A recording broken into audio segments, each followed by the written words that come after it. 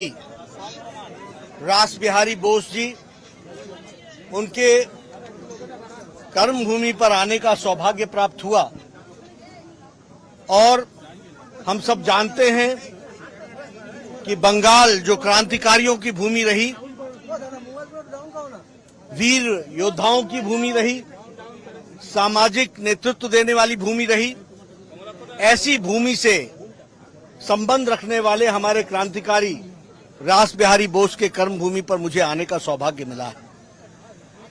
अमृत महोत्सव के अवसर पर महान देशभक्तों, जिन्होंने देश की सेवा के लिए अपना सर्वस्व लगाया, उनके स्थानों पर जाकर, उनके कर्म स्थान पर जाकर, उनके जन्म स्थान पर जाकर उनको याद करना, यह एक भारतीय जनता पार्टी के कार्यकर्ता के रूप में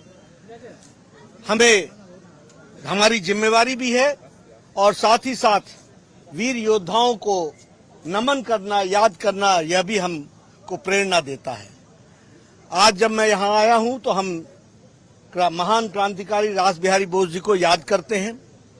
हमें मालूम है कि उन्होंने ब्रिटिशर्स के खिलाफ, विदेशी ताकतों के खिलाफ, बर्तानिया के खिलाफ एक बहुत ही महत्वपूर्ण लड़ाई लड़ी थी और क्रांतिकारी वीर के रूप में उन्होंने क्रांतिकारी के बीज भी यहां बोए थे।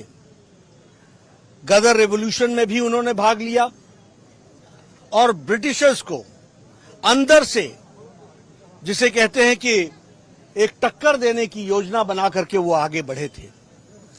हमें यह भी सबको ज्ञात है कि उन्होंने आजाद हिंद फौज, जो इंडियन मिलिट्री आर्मी के नाम से जानी जाती थी, उसकी नींव रखी थी, जिसे नेताजी सुभाष चंद्र बोस ने एक अखिल भारतीय स्वरूप दिया। 1915 में उनको भारत छोड़ना पड़ा। शरीर रूपी वो जापान में जरूर थे, पर आत्मा रूपी वो भारत में ही थे और उनका लिटरेचर, उनकी बातचीत जो हमें देखने को मिलती है और पढ़ने को मिलती है, वो बताता है कि किस तरीके से उन्होंने आजाद हिंद फौज को और क्रांतिकारी लड़ाई को यहां पर अंजाम देने में अपना योगदान किया। हम यह भी जानते हैं कि बहुत से उपन्यास, बहुत सी कथाएं उनके बारे में बहुत से कवि और लेखकों ने लिखी है जो प्रेरणादायी है। ऐसे महान विभूति के कर्मस्थली पर आने का मुझे सौभाग्य मिला।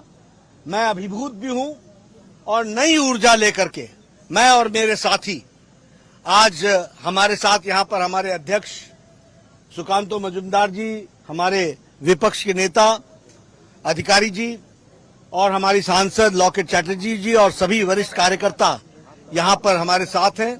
हम सब लोग एक ऊर्जा लेकर के जा रहे हैं, प्रेरणा लेकर के जा रहे हैं और बंगाल के दृष्टि से भी जो बंगाल का गौरव है उसको पुनः स्थापित करने के लिए भी हम कटिबद्ध भी हैं और वचनबद्ध भी हैं। तो उस कार्य को भी करने में हम कोई कसर नहीं छोड़ने वाले हैं। लेकिन ऐसी प्रेरणा हमको ऐसे वीर सपूतों के कर्मस्थली पर आकर के ही मिलती है, इसलिए मैं अपने आप को बहुत भाग्यशाली समझता हूँ। भारत माता की, भारत माता की, बीजेपी बीजेपी।